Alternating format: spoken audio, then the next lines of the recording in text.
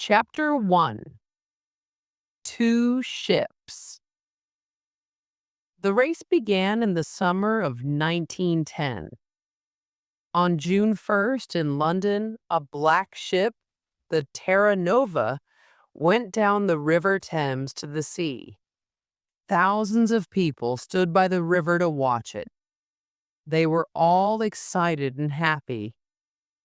On the Terra Nova, Captain Robert Falcon Scott smiled quietly. It was a very important day for him. He was a strong man, not very tall, in the blue clothes of a captain. He was 41 years old, but he had a young face like a boy. His eyes were dark and quiet. One man on the ship, Titus Oates, smiled at Scott. "What an exciting day, Captain," he said. "Look at those people. I feel like an important man." Scott laughed. "You are important, Titus," he said. "And you're going to be famous too. We all are. Do you see this flag?" He looked at the big British flag at the back of the ship and smiled at Oates. "That flag is coming with us," he said. "In the Antarctic, I'm going to carry it under my clothes. We're going to be the first men at the South Pole, and that flag is going to be first, too." 5 days later, on June 6th, a man opened the door of his wooden house in Norway. He was a tall man with a long face. He waited outside the house for a minute. Everything was very quiet. He could see no houses, only mountains, trees, and water. It was nearly dark. The sky was black over the mountains. The man smiled and walked quickly away from the house, down to the sea. In the water, a big wooden ship waited for him. The man got onto the ship and talked and laughed quietly with his friends. The ship's name was Fram, and the man was Roald Amundsen. The Fram was the most beautiful ship on Earth, Amundsen thought. His friends were the best skiers on Earth, too. One of them, Olaf Bjaaland, smiled at him. "North Pole, here we come, Captain," he said. "Yes," Amundsen said. His friends could not see his face in the dark. "Fram is going to the Arctic." Everyone on the Fram was ready to go to the North Pole, to the Arctic. Amundsen wanted to go there too, but first he wanted to go south. His friends didn't know that.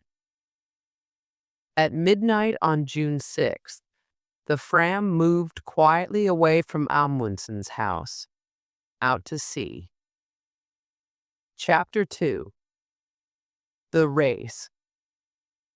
The Fram went to an island in the south of Norway.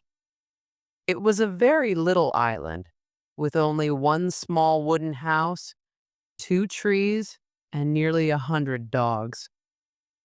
"Look at that," Bjaaland said. "It's an island of dogs. There are dogs in the water, near the trees, on the house dogs everywhere." 2 men came out of the house. "Hassel, Lindstrom," Amundsen said. "It's good to see you. How many dogs do you have for me?" 99, Roald," said Hassel. "The best 99 dogs from Greenland, and they're very happy. They don't work. They just eat and play all day. They're having a wonderful summer here." "Good, good," Amundsen laughed. "But that's finished now. Hey, Bjaaland, stop laughing. Come down here and help me. Let's get all these dogs onto the ship." It was not easy.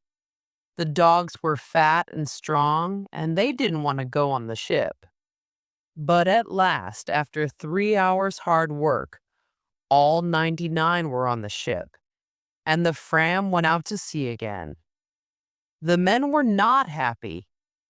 The weather was bad, the dogs were dirty, and some of the men were ill. They began to ask questions.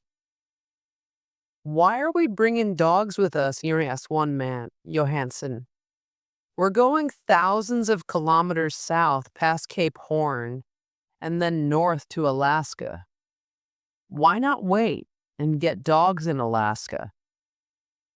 "Don't ask me," said his friend Helmer Hansen. "I don't understand it." The men talked for a long time. Then, on September 9th, Amundsen called everyone to the back of the ship. He stood quietly and looked at them. Behind him was a big map. It was not a map of the Arctic. It was a map of Antarctica. Bjaaland looked at Helmer Hansen and laughed. Then Amundsen began to speak. "Boys," he said, "I know you are unhappy. You often ask me difficult questions and I don't answer. Well, I'm going to answer all those questions now today. We began to work for this journey 2 years ago. Then we wanted to be the first men at the North Pole. But last year, Peary, an American, found the North Pole. So America was first to the North Pole, not Norway. We're going there, but we're too late." "I don't understand this," Bjaaland thought. "Why is Amundsen talking about the North Pole with a map of Antarctica behind him?" Amundsen stopped for a minute and looked at all the men slowly. No one said anything. "We have to go a long way south before we get to Alaska," he said. "Very near Antarctica, you know. And Captain Scott, the Englishman, is going to the South Pole this year. He wants to put his British flag there. An American flag at the North Pole, a British flag at the South Pole." Bjaaland began to understand. He started to smile and couldn't stop. He was warm and excited. "Well, boys," Amundsen said slowly, "do we want the British to put their flag at the South Pole first? How fast can we travel? We have a lot of dogs and some of the most wonderful skiers on Earth. Bjaaland here is the best in Norway. So I have an idea, boys. Let's go to the South Pole and put the Norwegian flag there before the British. What do you say?" For a minute or two, it was very quiet. Amundsen waited, and the men watched him in thought. Then Bjaaland laughed. "Yes," he said. "Why not? It's a ski race, isn't it? And the English can't ski. It's a wonderful idea, of course. Let's go." Chapter 3. The Ponies. On October 27th, the Terra Nova arrived in Wellington, New Zealand. When Scott came off the ship, a newspaper man walked up to him. "Captain Scott! Captain Scott! Can I talk to you, please?" he said. Scott stopped and smiled. "Yes, of course," he said. "What do you want to know?" "Are you going to win?" the man asked. "Win?" Scott asked. "Win what?" "Win the race to the South Pole, of course," the newspaper man said. "It's a race between you and Amundsen now. Look at this." He gave a newspaper to Scott. Scott looked at it. It said, "Fram races Scott to South Pole." "We're going to win," says Amundsen. Scott's face went white. "Give me that," he said. He took the newspaper and read it carefully. The newspaper man watched him and waited. "Well, Captain Scott," he said at last, "who's going to win this race? Tell me that." Scott looked at him angrily. "This is stupid," he said. "It's not a race. I came here to learn about the Antarctic. I'm not interested in Amundsen or in races." Then he walked back onto his ship with the newspaper in his hand. Later that day, he talked to his men. He gave them the newspaper and laughed. "It doesn't matter," he said. "We're in front of Amundsen, and we have more men and more money. He has only 8 men and a lot of dogs. I know about dogs, they don't work in the Antarctic. We have 16 men, and the new motor sledges, they are much better. And tomorrow the ponies are coming. We need ponies, motor sledges, and good, strong British men, that's all. Forget about Amundsen. He's not important." Scott asked Oates to look after the ponies, but he did not let Oates buy them. When Oates first saw the ponies in New Zealand, he was very unhappy. Most of the ponies were old, and some of them were ill. "They're beautiful ponies, Titus," Scott said. "They come from China. They're wonderful ponies."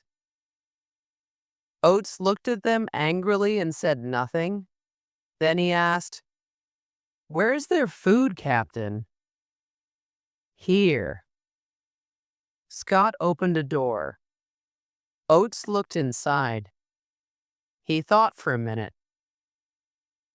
"We need more food than this, Captain Scott. These ponies are going to work in the coldest place on Earth. They need a lot of food more than this." Scott smiled quietly. "We can't take more food on this ship, Titus. Where can we put it?" "But it doesn't matter, old boy. They're very strong ponies, you know. The best ponies on Earth." Later that night, Oates wrote a letter to his mother. "There are 19 ponies on the Terra Nova now," he wrote. "All the ponies are in a small room at the front of the ship. We eat our food in the room under the ponies, so our table is often wet and dirty. Scott makes a lot of mistakes, I think. And Antarctica is a very dangerous place." Chapter 4: Food Depots. The 2 ships, Terra Nova and Fram, arrived in Antarctica in January 1911 at the end of summer. The Englishmen and the Norwegians wanted to stay on the ice all winter. They wanted to be ready to go to the South Pole at the beginning of the next Antarctic summer. The dogs pulled the Norwegian sledges. They ran quickly over the snow and pulled the big sledges from the ship onto the ice. The men ran beside them on skis. They put a big wooden house on the ice. The house was full of food and skis and sledges. They called it Framheim. Outside the house, the dogs lived in holes under the snow.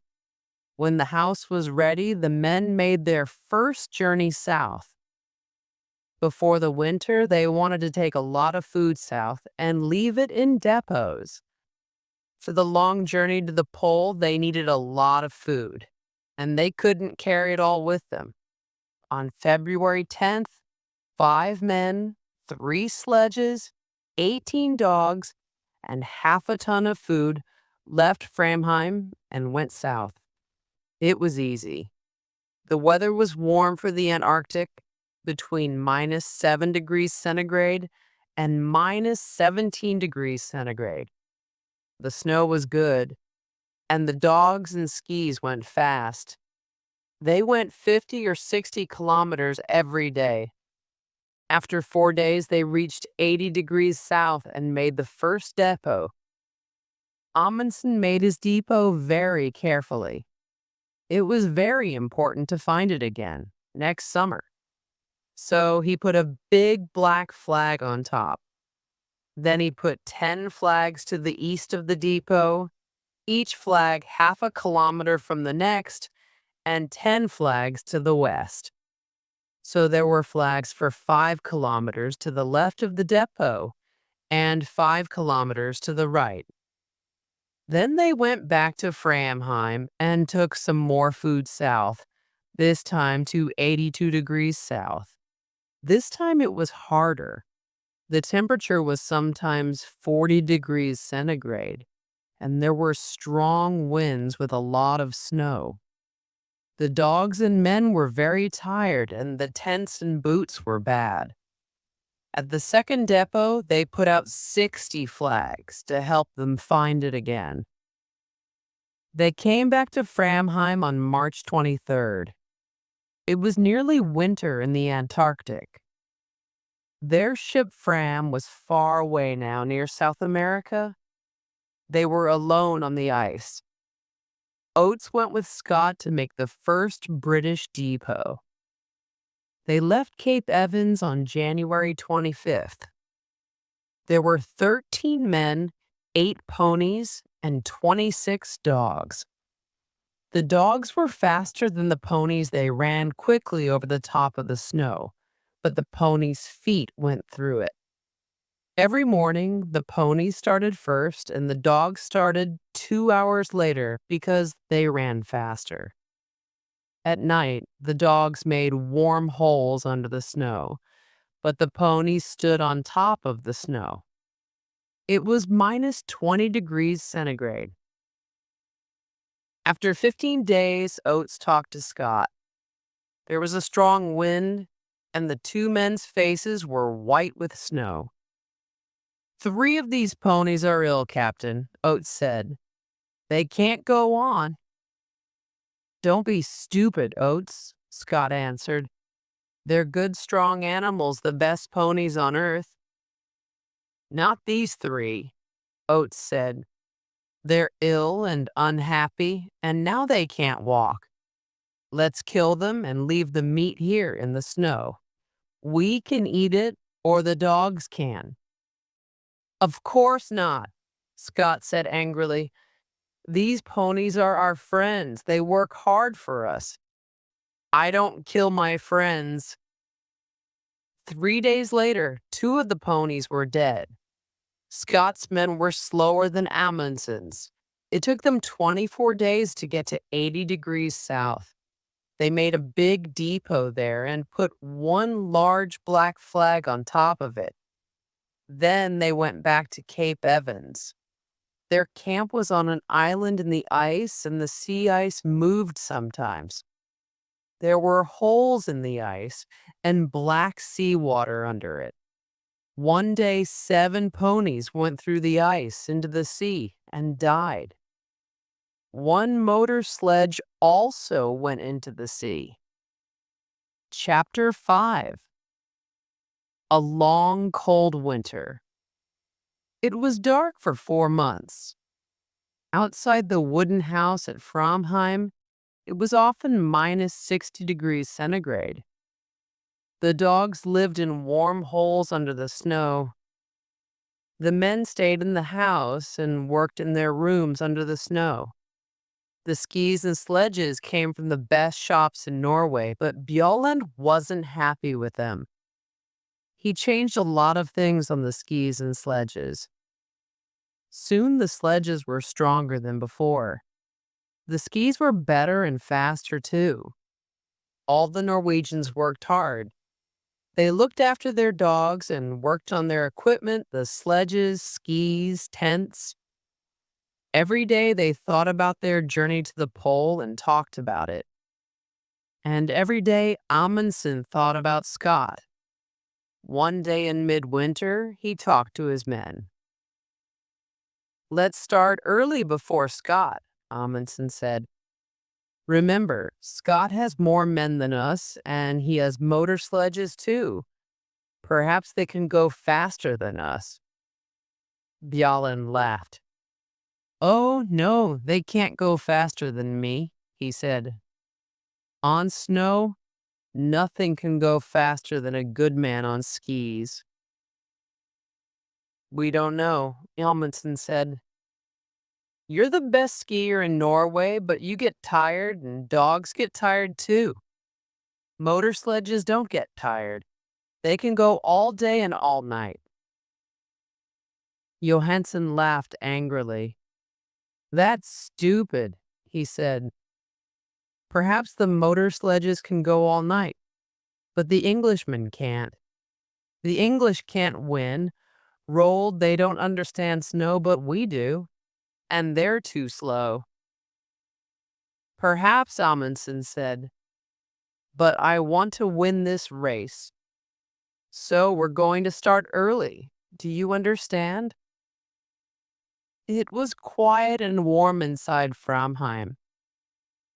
Bjalland looked at Amundsen, and though about the long, cold Jumi in front of him, he thought about the dogs in their holes under the snow and listened to the wind over the house. When rolled, he said quietly. On August 24th. The sun comes back on that day. We start then. But we can't, Johansen said. He looked angry and unhappy. That's too early. We can't start then. It's dangerous and stupid. Amundsen looked at Johansen coldly. You're wrong, Johansen, he said. We want to win, remember? So we start on August 24th. Bjalland listened to the winter wind outside. In Scott's camp at Cape Evans, no one talked about Amundsen and no one worked hard. They had good food and they played football in the snow. They wrote a newspaper, the South Polar Times, and read books. No one learnt to ski. No one worked on the motor sledges. Twice men went for long jumes across the snow. They walked and pulled the sledges themselves. Oates stayed at Cape Evans and looked after his ponies. Over the window in Cape Evans, Scott put a map of Antarctica. With a pen, he made a line from Cape Evans to the South Pole, and he put a little British flag at the pole. Under the map, Scott wrote the day for the start of their journey. We start on November 3rd, he wrote.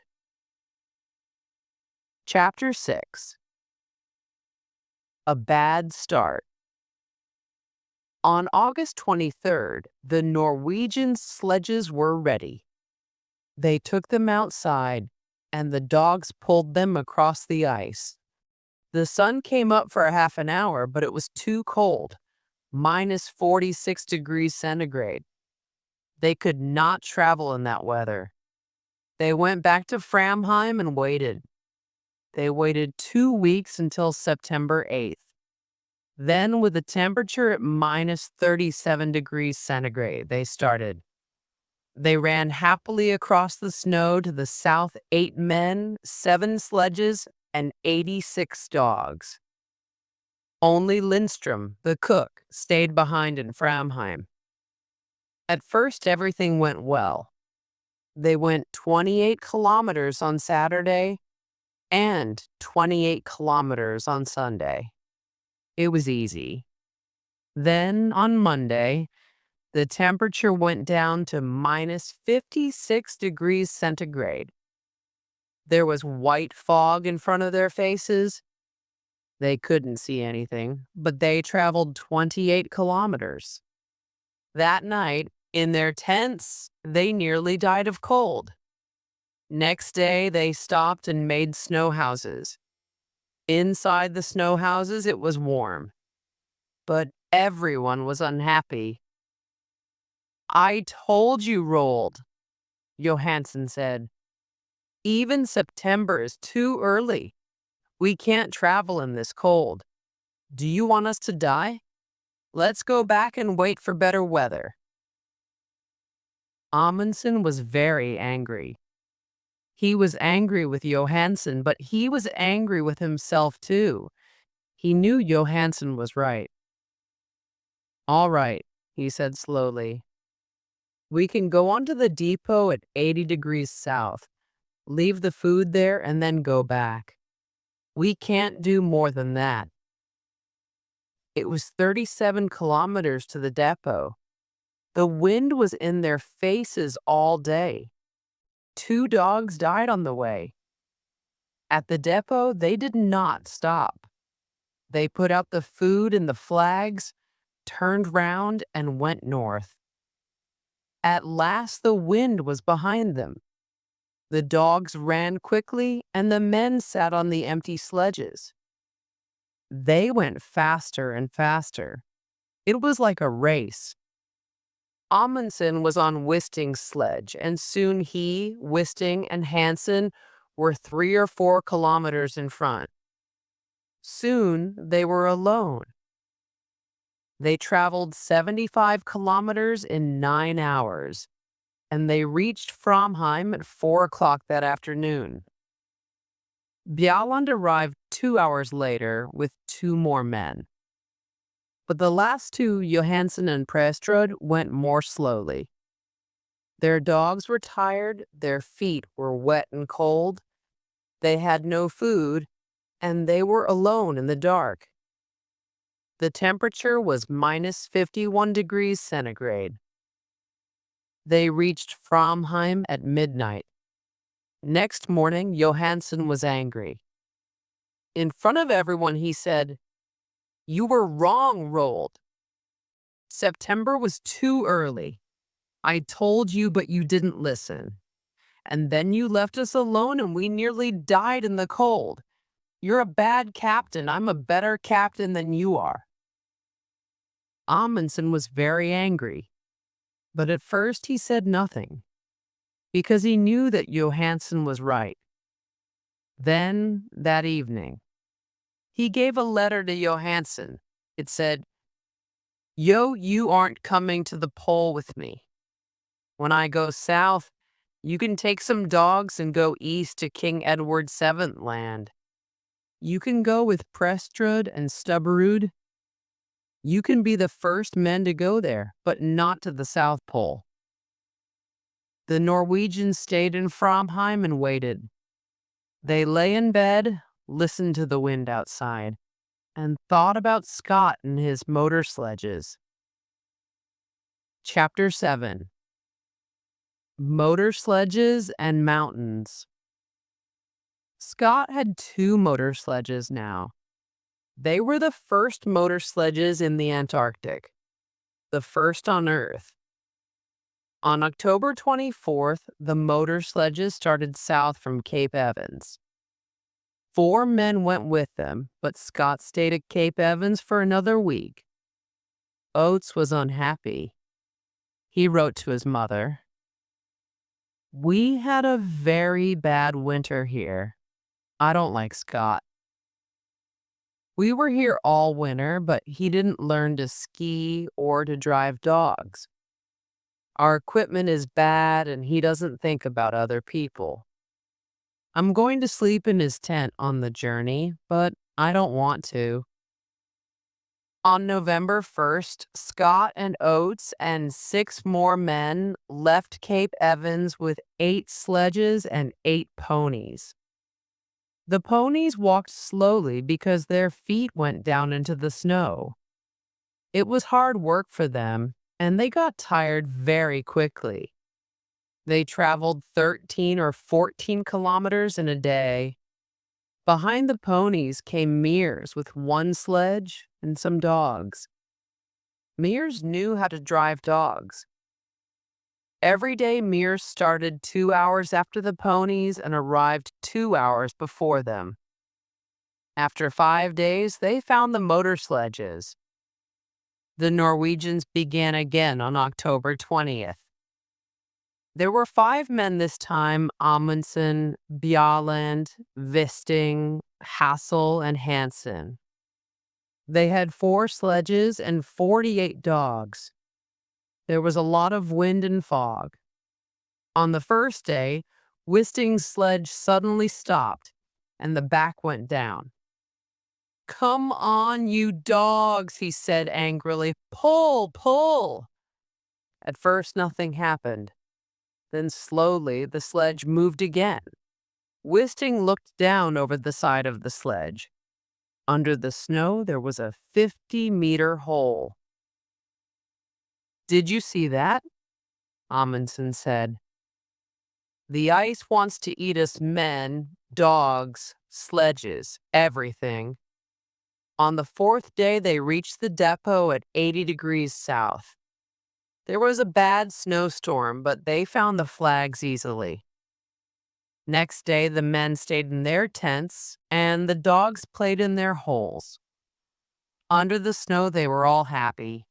They had a lot of food, they had good equipment, and they were warm. They could travel fast. Next morning, the snowstorm stopped, and the journey began again. "Today, everything is wonderful," Bjaaland wrote in his diary. "But where is Scott? In front of us or behind?" There was no one with the motor sledges. They were broken. Scott looked at them angrily. "It doesn't matter," he said. "Teddy Evans and his men are in front of us. They're good men. They're pulling their sledges themselves. We can get to the pole on foot." Oates looked at Mears. Oates and the ponies were tired, but Mears and his dogs were not. The snow was home for them. That night, Oates wrote, "3 motor sledges at 1,000 pounds each, 19 ponies at 5 pounds each, 32 dogs at 1 pound 50 each. Well, it's not my money, it's Scott's."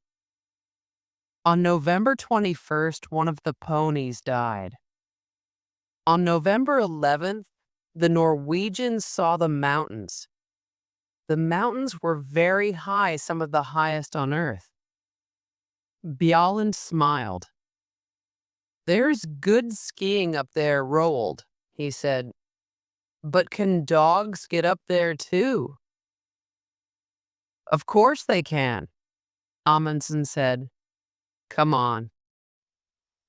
They left Hansen with the dogs and skied a little way up the mountains. It was difficult, but the mountains were big and beautiful. Behind the mountains, Amundsen thought there was a high plateau of ice. "That's it," Amundsen said. "That's the road to the pole. Tomorrow we can bring the dogs and sledges up here, but now let's have a ski race. Who can get back to camp first?" They laughed and skied happily down the white snow. "This is like home," Bjaaland thought, "but it's bigger than Norway and better." In the next 4 days, the dogs pulled the sledges 81 kilometers and went up 3,000 meters. At last, Amundsen and Bjaaland stood on the plateau behind the mountains. They were tired, happy men.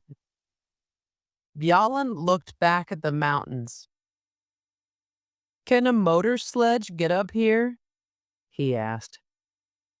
Amundsen smiled. "No," he said. "I don't think so. And Scott doesn't like dogs. So his men are going to pull their sledges up these mountains themselves. Would you like to do that, Olav?" Bjaaland didn't answer. He smiled and skied happily away across the snow. Chapter 8. Across the Plateau. On November 21st, the Norwegians killed 30 dogs. "They were happy," Amundsen said, "and now they're going to die quickly. We need 3 sledges and 18 dogs to go to the pole." When the dogs were dead, the other dogs ate them. The men ate them too. They were good friends, Bjaaland wrote in his diary. And now they are good food. 2 days later, the dogs were fat. Then in a snowstorm, they began the journey again. After the snowstorm, there was fog, and in the fog, they got lost on an ice river with hundreds of big holes in it. They could see nothing, and it was very dangerous. In 4 days, they moved 9 kilometers. But the ice is beautiful, Bjaaland wrote, blue and green and white. This is a wonderful place, but I don't want to stay a long time. After the ice, there were strong winds and bad snowstorms. They could see nothing in front of them. But every day, they traveled 25 or 30 kilometers.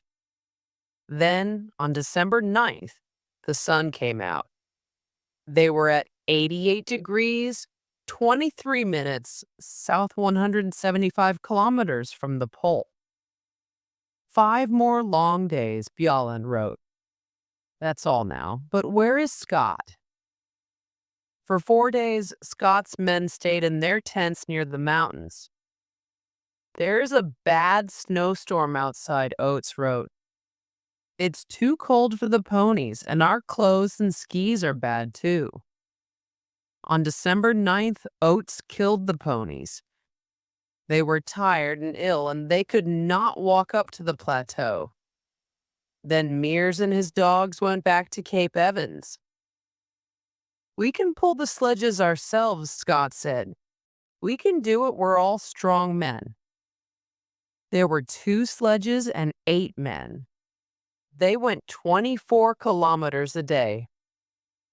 On December 31st, Scott said to Teddy Evans and the men on the second sledge, "You can't ski well, leave your skis here." So they pulled their sledge 24 kilometers without skis. Next day, Scott went to Teddy Evans's tent. "You are ill, Teddy," he said. "You can't come to the pole. Take 2 men and go back tomorrow." Teddy Evans was very unhappy. "2 men, Captain," he said. "Why not 3?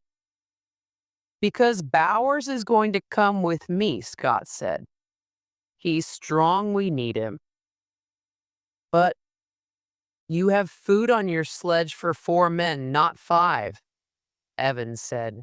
"And Bowers has no skis." "I'm the captain, Teddy," Scott said. "You do what I say. Take 2 men and leave Bowers with me." Oates wrote to his mother, "I am going to the pole with Scott.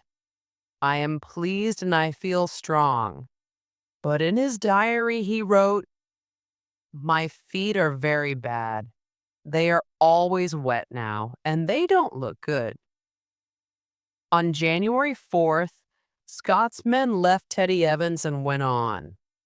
Scott, Oates, Wilson, and Edgar Evans had skis, but Bowers did not.